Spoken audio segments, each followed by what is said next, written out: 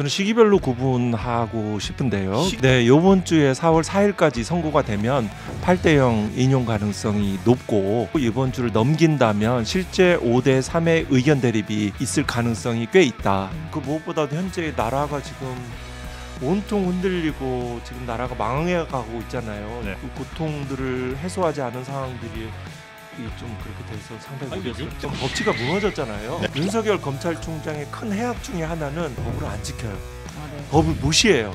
여야의 문제가 아니고요. 네. 진보와 보수의 문제가 아니고 그냥 민주의 문제입니다.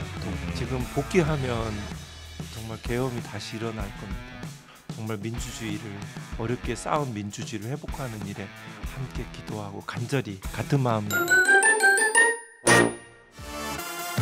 네, 이번 시간에는요. 지금 조금 전에도 계속 뭐 얘기를 했습니다. 뭐 18일까지 안 되면 어떻게 된다 등등 여러 시나리오들 지금 왜 도대체 판단이 이렇게 늦어지고 있느냐 뭐 여러 이야기들이 나오고 있습니다만 어쩌면 이분은 답을 좀 갖고 계신 것 같은 느낌입니다. 그래서 그 답을 한번 구해보도록 하지요. 전 대검 감찰부장 하셨었고요. 쭉 이제 판사 생활을 오래 하셨죠. 요즘 정치 이슈에 특히 이제 이 헌재 관련된 이슈에 굉장히 관심이 많은 우리 한동수 변호사님 모시겠습니다. 어서 오십시오. 네, 안녕하십니까. 네, 반갑습니다. 헌재 재판관과 또 동기시기도 하고요. 네, 우리 맞습니다. 네, 최은경 기자님도 함께합니다. 네, 안녕하십니까. 네, 반갑습니다. 자, 우리 한동수 변호사께서는 판사로서 꽤 오래 그죠? 네, 생활을 한 20년 하셨을까요? 네, 한 16년에서 16년 정도 하셨고. 수원지법 부장판사로 퇴직했습니다. 아, 그렇죠. 네. 그리고 저 김복형 헌재 재판관과 네, 뭐그 절친. 그 연선 24기 동기고요. 네. 거기 뭐 아마 일찍 합격했을 때고 저는 뭐지? 이 시험을 좀 늦게 시작을 했고 네. 그래서 그럼 네, 뭐 저는 오빠 이제- 동생 사이. 그러진 않습니다. 그렇습니까? 네, 네. 뭐 복형 씨 이렇게. 네. 그 대법원 재판연구관을 연구관 할 때, 예. 같이 했고 그때 그 김영란 대법관 전속 부장이었고 저는 지적재산권조 공동조 연구관이었고. 그렇습니까? 네, 네. 네. 그럼 김복형 재판관이랑 공동조에 계셨던 거예요? 거기는 이제 전속조에 있었고요. 김영란 이른바 이제 대법관의 솔건업이라고 하죠.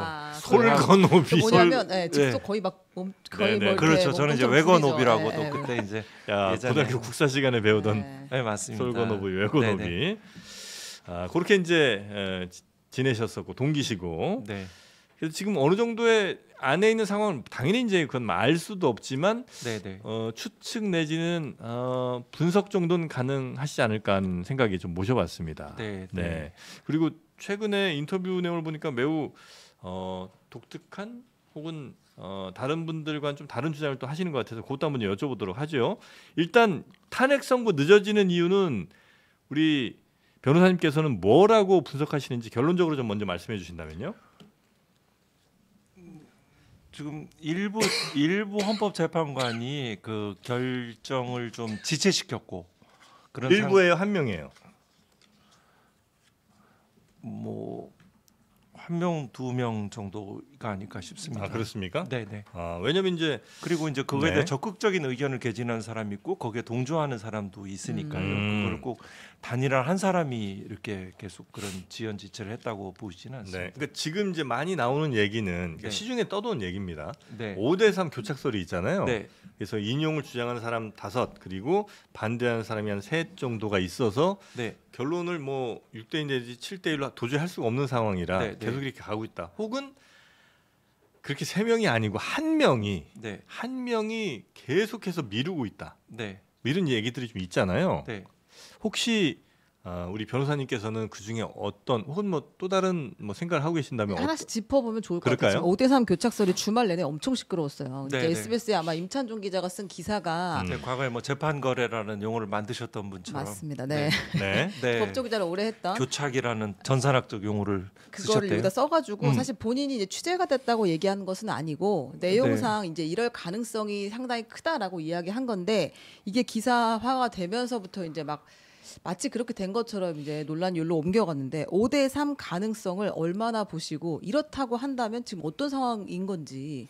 저는 시기별로 구분하고 싶은데요. 시기별로요? 네, 이번 주에 4월 4일까지 선고가 되면 8대0 인용 가능성이 높고 그리고 이번 주를 넘긴다면 실제 5대3의 의견 대립이 맞다. 있을 가능성이 꽤 있다. 요 정도입니다. 그러니까 4월 4일까지 결론이 만약에 나는 걸로 되면 그건 네. 이제 8대 0인데 네. 이런저런 이유로 좀 늦어졌던 네. 것 같고 네. 아니 이번 주가 넘어가게 되면 5대 3으로 그동안 교착 상태 빠졌던 것이 맞다라고 판단하신다는 거죠? 네네. 그렇다면 그렇다면은 현재 그 종전에 그 이진숙 방통위원장 그 가처분 효력정지 가처분 사건에서 헌법재판소가 이렇게 결정했습니다.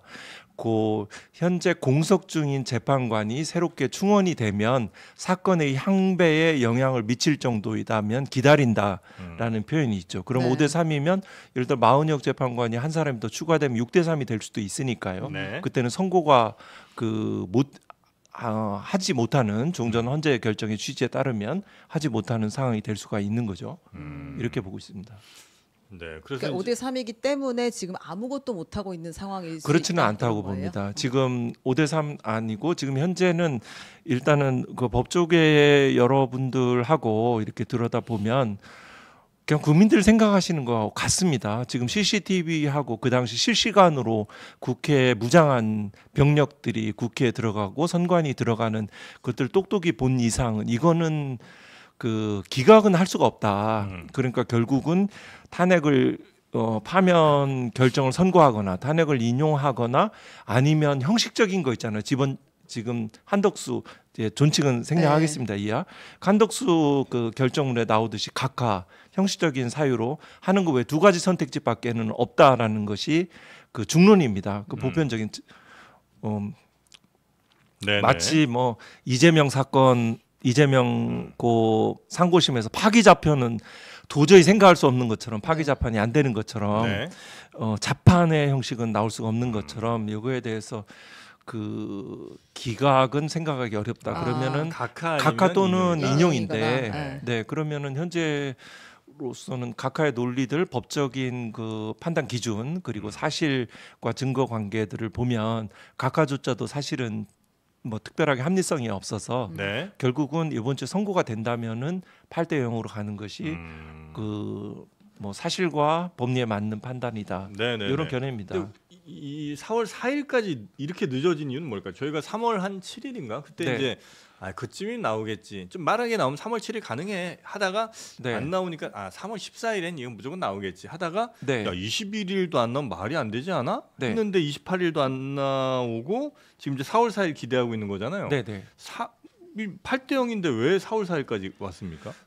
여기에서 이제 헌법재판소의 내부 평의 과정들은 사실은 다 추론이고요. 저도 그렇죠, 그중에 네네네. 하나로서 그냥 생각이 드는 거는 그 지난 수요일 날 그 이재명 공선법 재판 선고 날 아침에 문득 그런 생각이 들더라고요. 왜 최상목이 왜 정계선과 조한창만을 임명하였지? 왜 마은혁을 빼고 둘을 임명했을까? 그런 생각이 들었습니다. 그러면 이게 한덕수가 바로 직전에 미임명 사유로 탄핵소추기 때문인가?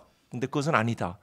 그럼 정계선이 중요했는가? 그것도 아니다. 그러면 조한창이 중요했다라는 생각이 들었고요. 필요했다는 생각이 들었고, 그래서 그 이제 더 나가서 사실 재판관들의 성향이라든가 기존의 그 재판 형태들 또 평들 이런 부분들은 제가 굳이 뭐 언급 안 하려고 했는데 객관적으로 이건 워낙 국가의 중대사이기 때문에 제가 이렇게 말씀을 드리게 되는데요. 네. 과거에 이제 그게 어떤 가족 관계라든가 과거에 무슨 광우병 사태 때 중앙지법에 이제 부장 단독으로 있으면서 네. 다른 형사 단독들이 그 5개 야간 집회 위헌성 문제 때문에 재판이 헌법재판소의 사건이 계속 중이어서 당의 재판들을 이제 진행 안 하고 있는데 혼자서 집중적으로 배단해서 사건을 이렇게 처리하고 유죄 선고를 한 경우라든가 여러 가지 조한창 재판관이 네네. 과거에 그랬다는 것이죠. 네네 그런 역할을 비추어 보고 네. 갑자기 뭐 대법 그렇게 물망에 오르던 사람이 아니었는데 네. 윤석열 대통령 이후로 바로 그렇게 헌법재판관 대법관 후보로 오르는 여러 가지 모습들 그리고 최상목 자체도 사실은 윤석열 정부에서 밀접하죠. 한덕수보다 비교할 수 없을 정도로 굉장히 밀접한 인수위 비서실 활동들을 했으니까요. 또 그리고 사법농단 때 그 국정농단 때 사실은 공소시효가 완성되지 않은 피의자 신분점에 비추어서 뭐 암묵적으로든 내지는 명시적으로든 그 조한창 임명에 대한 조한창의 역할에 대한 상호 의사의 연락 내지는 뭐 이런 부분들이 있지 않을까라는 추론을 해봤습니다. 아주 심플하게 정리를 해보면 네, 심플하게 정리해 그러니까 이제 주시죠. 최상목 그 지금은 부총리로 돌아왔는데 네. 최상목 부총리는 우리가 아는 것만 봐도 윤석열 대통령이랑 매우 밀접한 관계고 사실상의 이제 운명 공동체라고 볼 수 있을 정도로 가깝다. 네. 가깝다. 근데 그 최상목이 왜 시점을 돌렸을 때 정계선 조한창 두 사람을 임명했는가? 네. 그럼 마은혁이 두려워서가 아니라 사실은 조한창을 임명하기 위해서 정계선을 같이 임명했다 이렇게 보시는 그렇습니다. 한 가지 더 추가하면 그 최상목은 헌법재판소에서 마은혁을 임명하지 않는 것은 위헌이라고 헌재가 강한 어조로 분명하게 했는데 국가기관이 그 헌법을 따르지 않고 있는 거죠. 거예요? 네. 그 자체로 그 고위공직자의 직무유기 범죄를 구성한다라고 볼 수 있습니다. 그런데 마치 뭐 합리적이어서 이런 두 사람의 헌법재판관을 임명하였더라고 추론하기는 어려울 것 같습니다. 네. 그러면 그 조한창가 들어가면서 이미 그 당시에는 결론을 바꾸지는 못하지만 네. 결론은 명확하니까 그 당시만 해도 그랬어요. 네. 8대 0을 누구나 다 예상하던 시점이었어요. 여야를 불문하고 지금처럼 정치적으로 막 갈라지기 이전의 상태에서 네.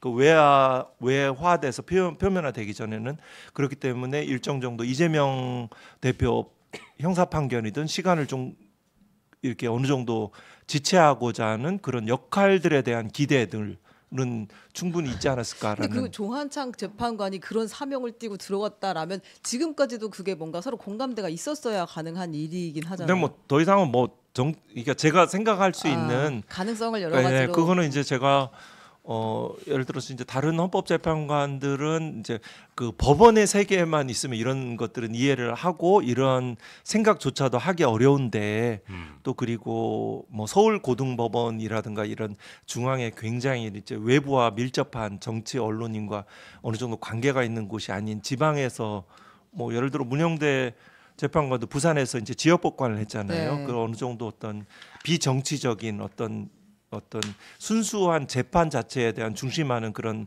그 법조 분위기에서 좀 있어서 아무리 뭐 내공도 있고 재판 경험이 있다 하더라도 그런 부분들은 조금 그런 가능성은 그냥 아예 배제하고 순수하게 동료로서 그냥 합의할 게 더 있으면 좋습니다. 한 번 더 하지요. 뭐 이런 식으로 지연될 수도 있지 않았을까라는 추론을 해봤습니다. 조한창 재판관이 이번에 1월에 이제 임명된 분이죠. 네, 그래서 조한창 재판관이 최상목 권한대행이 그렇게 임명한 데는 이제 추론이신데 네. 아마도 윤석열 대통령과의 은근한 커넥션 내지는 하여튼 완전한 자기 편이라는 그 생각 같은 것들이 있어서 최상목 권한대행이 조한창 재판관을 임명을 했었고 네. 그리고 지금도 그 8명의 재판관들 사이에서 이 재판의 선고를 가장 미루는 한 명일 수 있다는 말씀이신 거죠?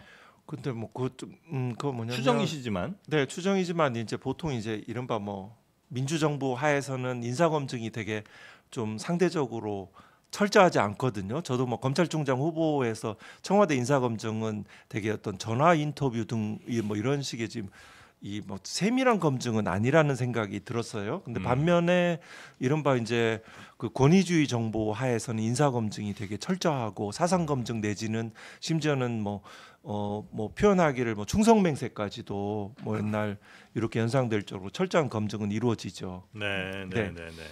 그래서 지금 우리 변호사님께서는 시간을 좀 끄는 재판관이 만약에 있어서 지금 이렇게 늦어진다면 그 사람은 아마 조한창일 것이다. 뭐 전체적인 글쎄 뭐 사람에 대한 뭐 근거리에서 본 법관 사이의 어떤 평들 뭐 성향들에 대한 것들은 뭐 제가 뭐 언급하기에는 뭐 적절치는 지금 하고 싶은 말씀과 할 수 있는 말씀 많은데 네. 그걸 지금 자꾸 조절하시느라고 말이 자꾸 고르고 고르시느라고 이렇게 지금 네네. 아유, 뭐. 그런 상황이에요. 네, 뭐 거기에서 뭐 아주 강하게 막 이렇게 하는 게 아니고 상황에 따라서 이제 이렇게 바꿔갈 수 있는 그런 게 아닐까 싶기도 하고요. 근데 이제 네. 오랫동안 이 그 법원 사회에서 봤을 때 이 음. 조한창이라는 사람의 판결했던 그 역사 아니면 그 과거의 이력들을 보면 스타일을 보면 지금 이제 발목을 잡고 있을 가능성이 있다. 네, 지금까지 그 라고 역할을 보고 있다. 했고, 네, 네, 그렇게 거기서 보신다는 처음부터 거죠. 지금까지 결론의 속의 결론은 바뀌지 않은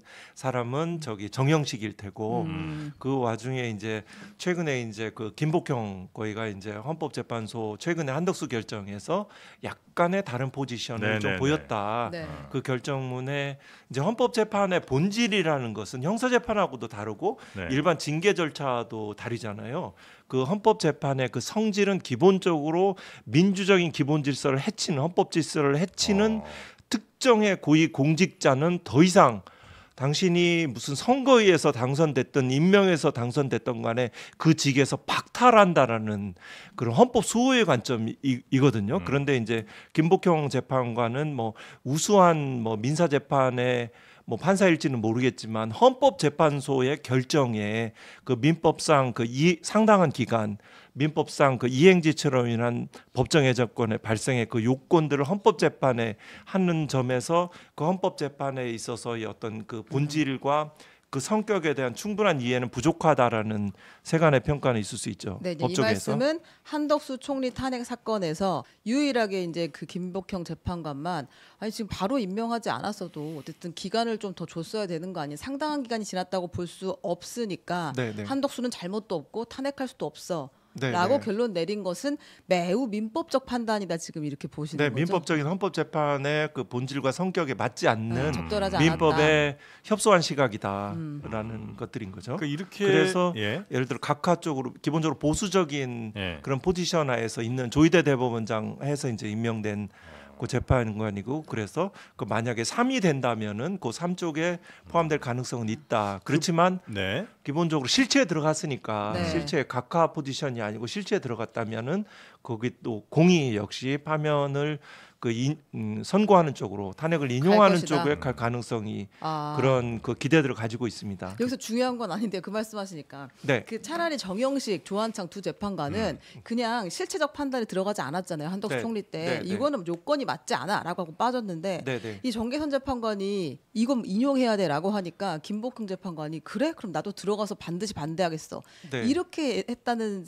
얘기도 썰이 있어요. 있어서요. 네, 네, 네. 그러니까 지금 말씀하신 거는 실체적 판단에 들어왔기 때문에 윤석열 그 탄핵에서도 당연히 찬성을 할 것이다, 인용할 것이다라고 보시는데 반대도 가능하지 않나. 다시 한 번만 말씀해 주시면 네. 그러니까 이제 그 네. 김복형 재판관이 실체적 판단에 들어왔다는 거를 어쨌든 긍정적으로 보신 거잖아요. 만약에 네, 네. 윤석열 탄핵 재판에도 들어왔다면 네, 온다면 네. 국무회의 뭐 그거 관련해서 네, 그렇다고 하면 그러니까 인용으로 다른 두 설 명이 것이다. 각하를 했을 때는 아예 그냥 실체적 판단에 안 들어가는 거고 네. 네. 각하 말고 이제 인용이냐 기각할 때는 실체적 판단 들어가는 건데 네. 김복형 재판관은 실체적 판단에 있어서 정계선 재판관과 완전 반대에서 서기 위해 실체적 판단까지 들어간 거 아니냐? 네, 그런 거 아니냐라는 이제 그 추측이 있었어서 역대 뭐 이제 뭐 동서양을 막론하고 미국도 마찬가지고 대법관들, 헌법재판관들에서 이제 구체적인 쟁점을 가지고는 이렇게 의견 대립이 있고 때로 감정도 섞일 수가 그 존재했고요. 존재할 수는 있지만 기본적으로 그 공적인 판단에 대해서 어떤 산적인 뭐 의견 대립 예를 들어서 정계선 재판관 같은 경우 내가 임명한 근거가 된 부분에서 위헌 판단을 하지 않으면은 사실은 정면으로 그죠? 그 자기 부정하는 것이잖아요. 그래서 기본적으로 뭐 이런 견해차와 논리 차이는 있을 수 있지만 네. 그 공적인 판단을 저해할 정도로의 어떤 기본을 초과하지는 않을 거다. 그럴 거다. 이런 그 기대를 갖습니다. 네. 아니 그 김복형 헌법재판관은 아까 뭐 보수적인 뭐 판단하신다고 하셨는데 네. 그 보수적이라는 게 정치적으로 보수 성향이라는 거예요? 아니면 법을 매우 보수적으로 해석한다는 거예요? 거긴 그뭐 그만 생각하세요. 그냥 얘기하셔도 뭐 됩니다. 그냥 뭐 양심의 자유라면 뭐 1번 찍었니 2번 찍었니 거기까지 그런 정적인 의미는 의미하는 건 아니고요. 네. 그냥 이 사건에 대해서 예. 그 법관이 보수냐 진보냐는 것은 되게 그 사회 경제적 약자에 대한 이해 정도 예. 그리고 형식적인 그런 정의보다는 실체적인 그 사건을 좀 심리를 더하고 네. 그냥 늘 판례에 나오는 정답을 찾아내는 역할이 아니고 네. 그 무엇이 정의인가 무엇이 구체적으로 타당한가 사회적 약자에 대한 관심들을 헌법적인 마인드를 계속 가져가는 것이 네. 그 나름대로 뭐 진보적인 이런 그러니까 판사라고 볼수 언론에서는 있죠. 일반적으로 이제 이 김복형, 뭐 조한창, 또 정영식 이런 사람들은 이제 보수 성향의 재판관으로 분류는 하고 있거든요. 네. 네. 하고 있는데 그 아까 말씀 주신 그 내용을 들어볼 때 이게 그냥 그런 의미에서 보수적이라고 하신 건가 아니면 정말 법을 왜 아주 민사적으로 해석하신다는 그 부분이 매우 그 법 문구 하나하나에 완전히 구속되지 않으면 그렇게 판단하지 않는다는 의미로 법을 매우 보수적으로 해석하신다는 건지 이제 제가 쫙 헷갈려 갖고 여쭤본 건데 여튼 대답하시기가 썩 편하진 않으시군요. 아니 뭐 그냥 정치적인 자기 견해로 네. 판단할 사람은 아니지 거라고 않을까? 네. 그렇게 기대. 예, 기대해 봅니다. 제가 많이 도와드렸습니다. 네, 제가 중간에 뭐 말씀도 좀 놓치고 그랬습니다. 아이고 알겠습니다. 자, 그래서 지금 조한창 재판관을 매우 지금 주목하고 계신 그런 상황이고 만약에 이번 주가 넘어가게 되면 우려했던 그런 누군가에 의해서 판단이 계속 미뤄지는 상황이 이어질 수도 있는 거죠 앞으로. 네, 뭐 상상하기 어렵지만 예. 그러면 이제 예를 들어 이번 주 선고를 지난다면은 실제 5대 3으로 의견이 갈리고 있을 가능성이 높고 그러면 이제 마은혁 재판관이 임명이 되는 것이 헌법에 부합한다라고 해석을 내린 마당에 네. 한다면은 결론은 6대 3으로 되는 거잖아요. 네. 그러면 그 무엇보다도 현재 나라가 지금 온통 흔들리고 지금 나라가 망해가고 있잖아요. 네. 이것저것 뭐 그 고통들을 해소하지 않은 상황들이 좀 그렇게 돼서 상당히 아니, 우려스럽죠. 6대 3이라도 저 결론이 빨리 나오면 좋을 것 같긴 한데 네. 그 6대 3이 설령되더라도 누구 한 명만 아까 뭐 얘기를 들어보니까 누구 한 명만 나 아직 의견 못 내겠습니다 기다리세요라고 하면 그걸 결론을 내릴 수가 없다면서요. 근데 이제 기존의 이제 헌법재판소에서는 예? 서로 존중이랄까요? 또 예. 각자 재판관의 어떤 무게 같은 것이 있어서 한 사람이라도 아직 그 선고를 아직 못 하겠다라고 하면 선고일이 안 잡히는 것이 종래의 업무 관행처럼 요거는 사실인 것 같습니다. 네. 그런데 지금 이처럼 어떤 의도나 이해할 수 없는 충분한 시간을 줬거든요. 충분히 네네네. 기다렸거든요. 너무 좋죠. 국민들은 존중하고 기다렸어요. 예. 정말 많은 인내심을 발휘하고 지금까지도 안 되고 있다는 것은 예. 이해할 수 없고 비합리적이니까 이때는 법대로 가야죠. 법대로 가면 예. 민사소송 헌법재판소법에 있어요. 민사소송법, 뭐 행정소송법, 형사소송법을 이제 준용하도록 되어 있으니까 그건 네. 세 법이 다 같아요. 그 기일의 선고기일 지정을 포함해서 기일의 지정권은 재판장에게 있어요. 심판 절차를 주재하는 재판장. 네네네. 이 사건에서 재판장은 그 문영배 권한대행이에요. 네. 헌법재판소장. 요 문영배 대행이 선고기일을 지정할 수 있어요. 오늘이라도 지정할 수 있고 바로 지정할 수 있어요. 그럼 의견 다른 건 다른 대로 하겠다. 일단 네. 우리는 발표하겠다라고 할 수도 있다는 거군요. 네네네. 그래요? 그러니까 이제 뭐 네. 6대 2든 7대 1이든 선고를 하겠다. 당신 여기까지 이렇게 시간을 많이 줬다. 그거는 뭐 서로 존중하고 막 이런 관계가 아닌 거예요. 지금 여기에는 그 헌법수의 책무를 가지고 부딪히는 그 전쟁 같은 살벌함인 거죠. 나는 그냥 선고일 지정할 거야. 당신 더 이상 하는데 나는 법대로 하겠어 하고 선고일 팍 지정하는 거죠. 그러고 나서 나 선고 못 하겠다 그러면 당신은 이 헌법재판 이 판결도 마찬가지예요. 밑에 무슨 해외 출장으로 서명 날인 불능, 병가로 서명 날인 불능 하고 그 재판장이 서명을 대행하는 경우도 있거든요. 그러면 그 사람 끝내 못 하겠다라고 하면 그냥 서명 날인 거부로 네, 재판장이 하고 선고가 가능합니다. 4월 18일을 넘기지 않고 어쨌든 4월 4일. 4월 4일. 네. 그리고 4월 18일 역시 여전히 뭐 6대 2든 7대 1이든 마은혁 재판관의 임명 여부와 관계없이 사건의 결론에 영향이 없잖아요. 네. 그럴 경우에는 충분히 가능하죠. 근데 지금 6대 2 이상, 즉 6대 2 내지 7대 1 혹은 8대 0이라면 설령 좀 다른 의견들이 일부 있다 하더라도 문영배 재판장이 얼마든지 이번 주에는 해야 될 것 같아요. 더 이상 가는 건 우리나라 전체를 위해서 너무나 안 좋은 일이야라고 판단한다면 할 수는 있는 거군요. 네, 할 수 있습니다. 법대로 할 수 있습니다. 법에 그래요? 따라서 할 수 있습니다. 그리고 설사 이제 변론 종결이 중요하거든요. 네. 변론 종결 당시에 그 재판관이 이미 이제 판결이 이제 내부 성립 과정을 거쳐서 됐기 때문에 설사 기존에 거기에서 이제 선고를 못 하겠다라고 해도 동의하지 그냥 않더라도 그냥 판결 이제 결정 나갈 수 있습니다. 그러면 제가 지금 말씀 듣고 가능한 시나리오는 문영배 재판관이 끌고 있거나 네.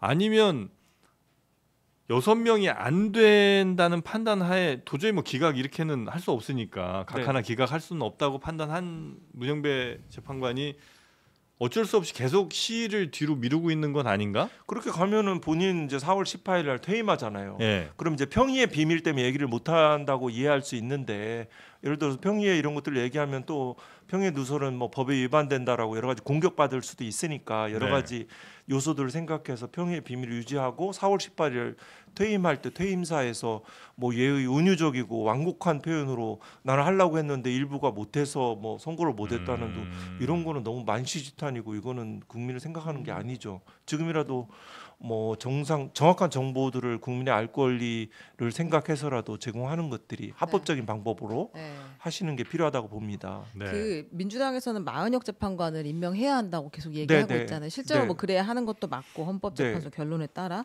근데 마은혁 재판관은 임명을 했다. 그럼 네. 변론을 다시 재개해야 되는 상황인 거 그렇지는 아니에요? 않습니다. 만약에 제가 8대 0이든 6대 2든 뭐 7대 1이든 간에 그것들이 결론에 영향이 없다면은 그 현대로서 그냥 선고가 가능합니다. 이제 이 재판장의 그 변론의 문은 닫혔거든요. 네. 다시 그 후에 들어온다고 해서 네. 그런 분들 굳이 뭐 변론을 재개할 필요는 아니, 근데 없습니다. 그러면 들어온다고 해도 탄핵 심판에서 본인의 이름을 쓸 수는 없는 거 아니에요? 없죠. 평이나 변론 판결을 종결 당시에 차면서- 관여한 아. 재판관만 이름이 들어가죠. 그럼 그 임명이라는 게 6명을 확보하려는 시도는 아닌 거예요, 지금? 지금은 그러니까 이 이른바 이제 민주당 쪽에는 이제 정보가 없는 것 같아요. 확실한 그 평의도 저를 포함해서 이런 국민의힘 쪽엔 있어요?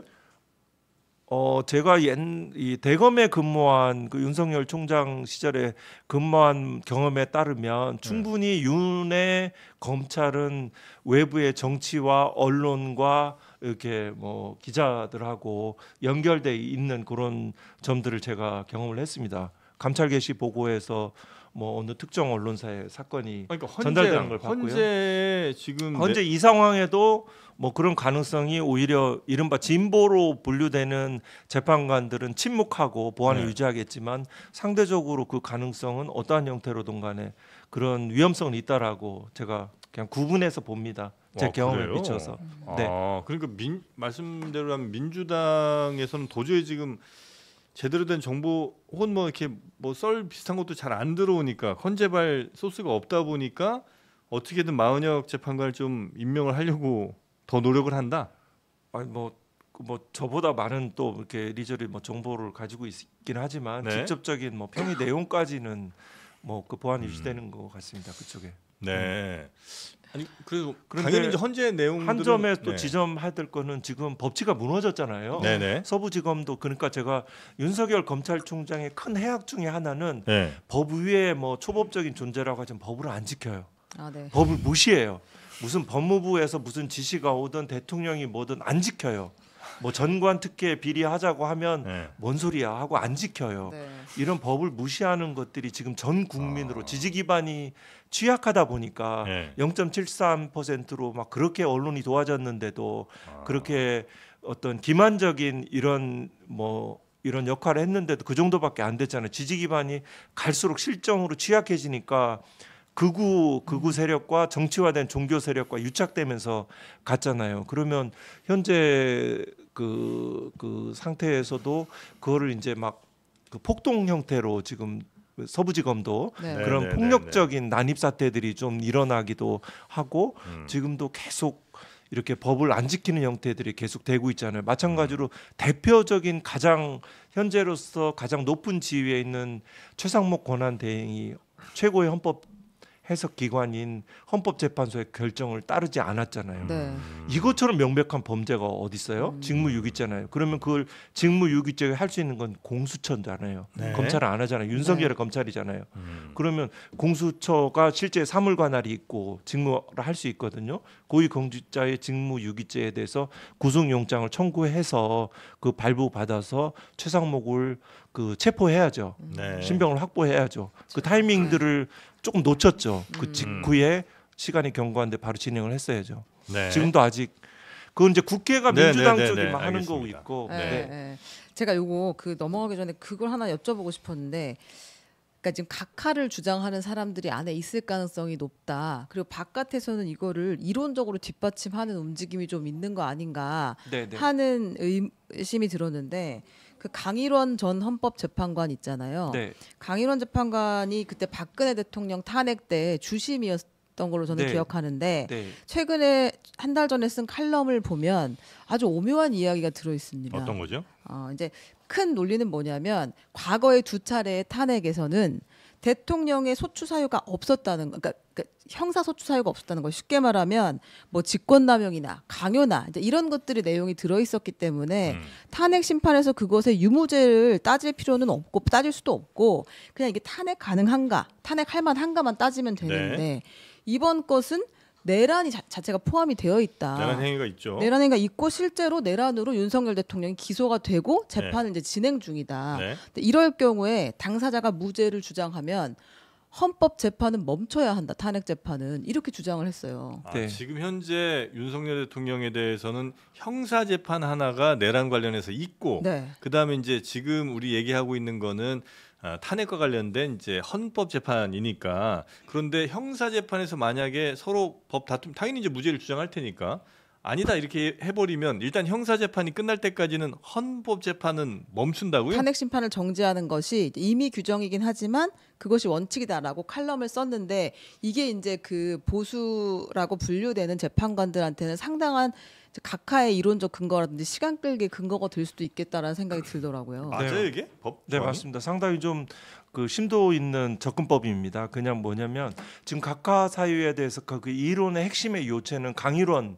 전 헌법재판관의 그것이 제공된 것입니다. 그 칼럼의 형태로 그 부분에서 그 뭐냐면 지금 가장 지금 각하 사유로 들었던 뭐 일사부재의 원칙 이런 부분들은 이제 아예 이제 언급조차도 되지 않을 정도로 이제 이렇게 뭐 그다란 의미를 안 되는 거고, 지금 남아 있는 게 소추 사유의 동일성. 네. 그 국회가 탄핵 소추 의결을 한 사건 그 사유에 그 내란 행위 또 그에 대한 형법상의 내란죄가 있는데, 네. 그 헌법 그 재판소에서 심판 중에 준비기에서 이런 분들이 헌법상의 내란죄 부분을 좀 정리된다는 정확한 표현은 제가 기억이 안 나는데, 철회라는 표현을 안 쓴 걸로 그렇게 정리된 건 아닌데, 이런 부분들을 그 강일원 재판관은 그걸 철회라는 표현을 하더라고요. 그 소추인단이 내란죄를 행위를 철회한 게 아니고 네. 그거에 대해서 형법상의 그 형법으로 할지 헌법상의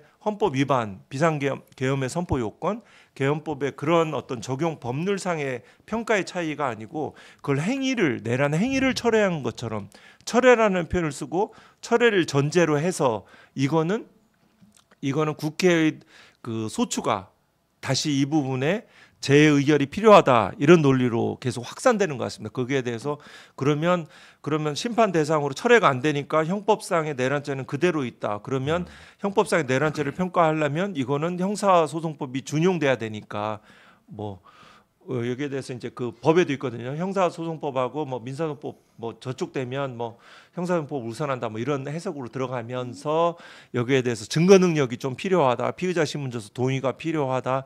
공수처의 수사권이 있냐 이렇게 막 논의를 막 확산시키는 거죠. 네. 그런데 이런 아까 말씀드렸듯이 내란 외환죄하고 기존의 그 박근혜 탄핵에서의 직권남용 그때 뇌물죄를 헌법상에 이제 청렴의무 위반으로 이제 한 거잖아요. 그거가 네. 좀 다르다. 이거는 근데 전체적으로 보면 저는 뭐 말이 안 되는 것 이게 같아요. 법기술적 측면이다. 네, 이렇게 법기술이고 보시는 형식 거예요? 논리예요. 그거하고 이거는 사안이 다르다라는 시작으로 해서 철회라는 새로운 것들을 만드는 거죠. 철회는 아닌 거죠. 그냥 사실은 그대로 있고 국헌 분단 목적으로 국회 그 난입해서 그게 행위잖아요. 네. 그러니까 그런 엉뚱한 그런 독자적인 형식 논리를 만들어서 그걸 막 가지고 그렇게 해석하겠다는 거죠. 그쪽 입장에 쓰면 그런데 이거는 그게 철회 이제 보수 재판관들이 그렇게 버틴다고 하면 네. 이것도 또 상당히 시간을 이미 끌게 그 되는- 시간은 다 지났고요. 저는 그래서 지금 현재 사무로 형성돼 있는 것은 아니고 아주 이제 뭐 예를 들어 각하 결정문하고 그 인용 결정문 두 가지가 이미 완성돼 있고 다만 이런 것들에 대해서 그 각하로 가고자 하는 유인들이 있을 수 있다. 뭐 그 정도. 그러니까 원칙적으로는 맞긴 맞아요. 그러니까 형사 재판이 있고 형사 재판에서 피의자와 검찰이 서로 다투고 있을 때는 네. 관련해서 헌재에 만약에 판결이 있을 그 동시에 있을 경우에는 그러니까 형사 재판이 먼저 끝나고 나서 그거는 이제 정지할 수 있다라고 규정돼 있습니다. 정지할 수 임의적으로 있다. 할 수도 있고 안 안 할 수도 있고. 네, 손준성 검사 같은 경우에는 정지했었죠. 그거는 이제 그 고발 사주 사건 관련해서 네. 그런데 이제 이거는 이 전체적인 이 대통령의 그 계엄 사태하고는 이거는 정지할 수 사건이 없어요. 질적으로 좀 다르니까. 네. 정지할 수는 없고 이거를 염려해서 뭐 네. 그 내란죄 부분을 뭐 정리하고 이런 거는 그러니까 윤석열 변호인 아닌 것 측에서는 같습니다. 당연히 이런 주장도 하고 뭐 그래서 각하를 요구하거나 할 수는 있지만 네. 그건 뭐 헌재에서 받아들여 줄 수도 있지만 당연히 안 할 수도 있는 거니까 그건 뭐 그냥 그렇습니다. 진행하는 거에 전혀 문제는 없다. 그렇습니다. 네, 그렇게 이해하겠습니다. 네. 아, 이거 좀 상당히 좀 살짝 불안했었는데 그건 아니군요. 네네. 그 정지하는 게 아니고 그냥 진행하죠. 정지할 수 있... 네.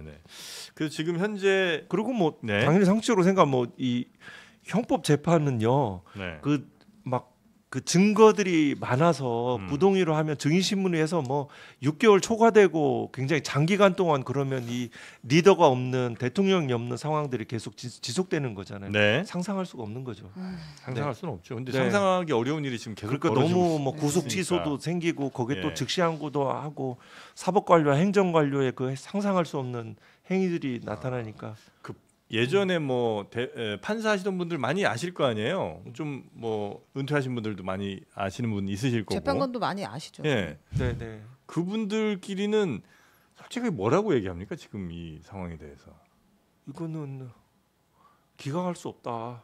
아 대체로. 네, 기각할 수 없다. 그냥 8대 0이다. 네. 그 이렇게 그렇게 시간 끄는 거에 아, 대해서는 네. 또 뭐라고 하십니까? 시간 끊는 거는 그냥 누군가 들어가서 지금까지 시간을 끌어왔다 이렇게 보는 시각들이 그냥 제가 설득력이 높은 시각이다 이렇게 받아들이고 있습니다. 누가 들어가면 시간을 끌고 네, 있는 네, 것 같다. 네, 그 가능성 중에 가장 그래도 유력한 가능성. 참 누구 한 명 혹은 아주 소수에 의해서도 이렇게 시간이 많이 끌릴 수 있는 시스템도 좀 문제네요. 그러니까 우리 세 사람이서 예를 들어 네. 이쪽에 헌법재판관들이 이제 원탁에 있으면 네. 그래서 이제 쟁점들 다 정리가 됐잖아요. 근데 네. 그 중에 한 재판관이 그냥 특별한 얘기 안 하고 이거 좀 쟁점이 있는데 좀 더 내 생각이 좀 정리가 안 되는데 조금 더 해봐야 되겠다라고 하면은 선고를 못 잡잖아요. 그러니까 그것도 하루 이틀이지. 하루 이틀이죠. 네, 네. 근데 계속 그냥 그렇게 한다 해도 강제할 방법이 생각보다 입장을 가지면 수단과 방법을 가리지 않을 수 있죠.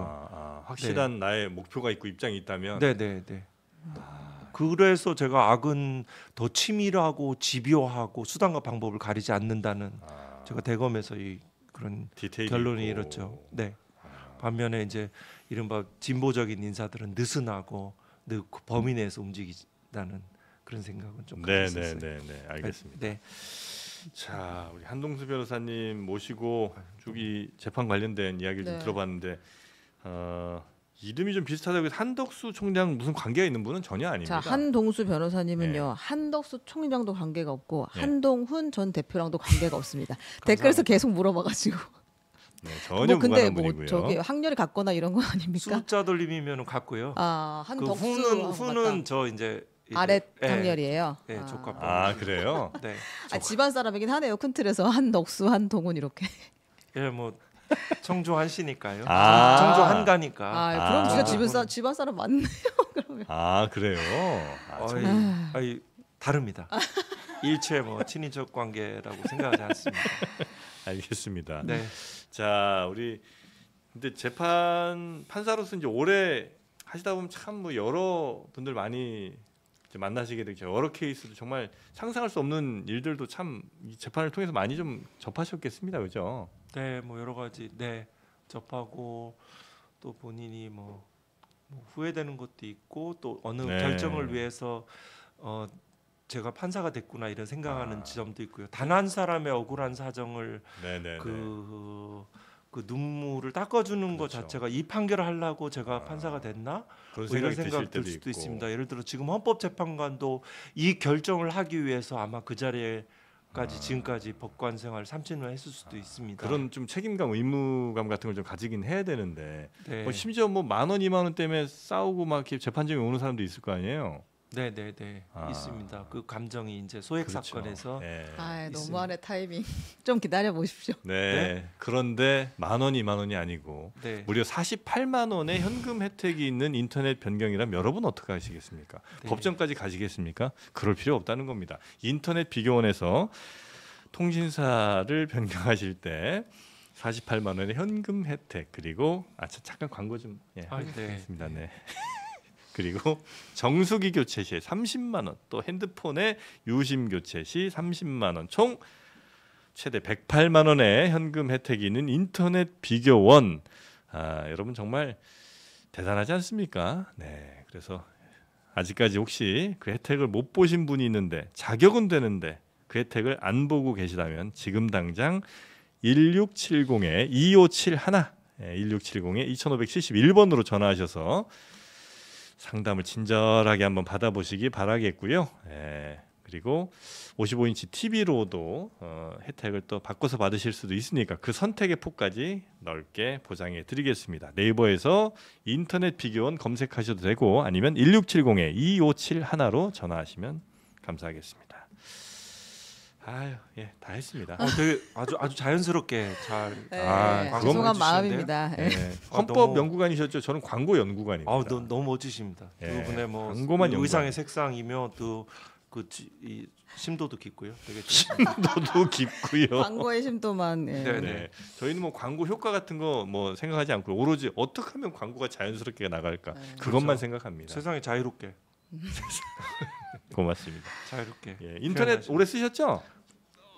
인터넷에 제가 있는지조차도 그냥 스마트폰 내지는 회사 인터넷 제일- 쓰니까요. 우리 변호사님을 위한 상품이에요. 아, 집에 네네. 전화하셔갖고 네.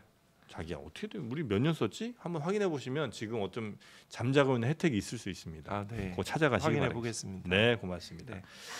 자, 그러면 오늘 이 법적인 여러 이슈들에 대한 확인 대단히 감사하고요. 네, 이제 이 얘기 그만 하고 싶네요. 진짜 빨리 진짜. 좀 결론이 났으면 좋겠다. 날짜 한번 딱 찍어 보시죠. 언제예요? 4월 선고. 4일 4월 4일. 찍으셨잖아요. 4월 4일? 4월 4일 4월 8대 0. 네. 알겠습니다. 자, 함께 해주신 한동수 변호사님 대단히 감사하고요. 또 뵐 기회가 있으면 좋겠습니다. 고맙습니다. 네. 네. 그리고 한 말씀 네, 한 네, 말씀 네. 하셔야죠. 이거는 여야의 문제가 아니고요. 네. 그 뭐 진보와 보수의 문제가 아니고 그냥 민주의 문제입니다. 음. 독재 문제 그리고 폭력과 그 돈에 끄들리는 그런 위험한 지금 복귀하면 정말 계엄이 다시 일어날 겁니다. 이런 상황들에 대해서 우리가 폭력과 돈에 지배당하지 않고 정말 민주주의를 어렵게 쌓은 민주주의를 회복하는 일에 함께 기도하고 간절히 같은 마음입니다. 네. 네. 아유, 참 인상이 너무 좋으세요. 네. 우리, 한동수 변호사님. 아름다운 얼굴 잘 유지하시기 바라겠습니다. 뭐 화장품 광고도 하려고요. 네. 네, 대단히 고맙습니다. 네, 감사합니다. 네, 우리 최은경 기자님도 고생 많으셨고. 네. 네. 아직 광고 슬롯이 좀 남아 있죠? 예, 예. 네. 여러분 언제든 들어오십시오. 들어오시면 매우 행복할 것 같습니다. 네. 자, 그럼 저희는 내일 오전 11시에 다시 여러분 찾아뵙도록 하고요. 함께해 주신 여러분 대단히 감사하고 욕하실 거 있으면 저한테 하시기 바랍니다. 저는 타격감이 없으니까요. 네, 대단히 감사합니다. 내일 뵙겠습니다. 고맙습니다. 감사합니다.